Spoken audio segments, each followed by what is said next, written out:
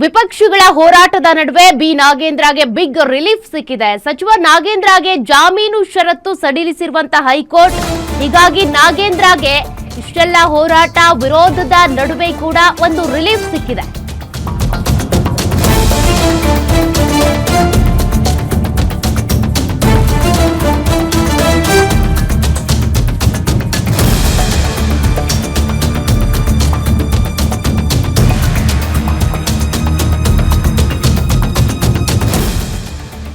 ಜಾಮೀನು ನೀಡುವಂತ ಸಂದರ್ಭದಲ್ಲಿ ಕೆಲ ಷರತ್ತುಗಳನ್ನ ವಿಧಿಸಲಾಗಿತ್ತು. ಹಾಗಾಗಿನೇ ಷರತ್ತುಬದ್ಧ ಜಾಮೀನಾಗಿತ್ತು. ಸದ್ಯ ಆ ಷರತ್ತುಬದ್ಧ ಜಾಮೀನಲ್ಲಿ ಕೆಲ ಸಡಿಲಿಕೆ ಆಗಿದೆ. ಪ್ರಮುಖವಾಗಿ ಈ ಹಿಂದೆ ಕೋರ್ಟ್ ಅನುಮತಿ ಪಡೆದೇ ದೆಹಲಿಗೆ ತೆರಳುತ್ತಾ ಇದ್ರು ನಾಗೇಂದ್ರ. ಅನುಮತಿ ಪಡೆಯದೆ ರಾಜ್ಯದ ಗಡಿ ದಾಟಿ ತೆರಳಬಾರದು ಎಂಬ ಷರತ್ತಿತ್ತು.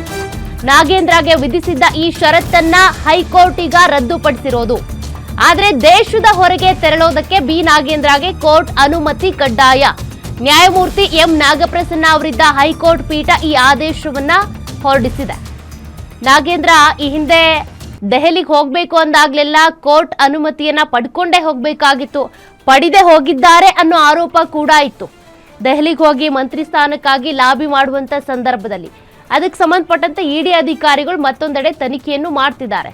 ಈಗ ಅದರ ಮಧ್ಯೆ ಉಭಯ ಸದನಗಳಲ್ಲಿ ನಾಗೇಂದ್ರ ಅವರು ರಾಜೀನಾಮೆ ಕೊಡಲೇಬೇಕು ಅಂತ ಆಗ್ರಹದ ನಡುವೆ ನಾಗೇಂದ್ರಗೆ ಒಂದು ಬಿಗ್ ರಿಲೀಫ್ ಸಿಕ್ಕಿದೆ. ಹೊರ ರಾಜ್ಯಗಳಿಗೆ ಹೋಗಬೇಕು ಅಂತ ಅಂದ್ರೆ ಕೋರ್ಟ್ ಅನುಮತಿ ಪಡೆಯುವಂತಿಲ್ಲ. ಅದೇ ಹೊರ ದೇಶಗಳಿಗೆ ಹೋಗಬೇಕು ಅಂದ್ರೆ ಕೋರ್ಟ್ನ ಅನುಮತಿ ಕಡ್ಡಾಯ ಅಂತ ಹೈಕೋರ್ಟ್ ಇದಕ್ಕೆ ಸಂಬಂಧಪಟ್ಟಂತೆ ಆದೇಶವನ್ನ ಹೊರಡಿಸಿರೋದು.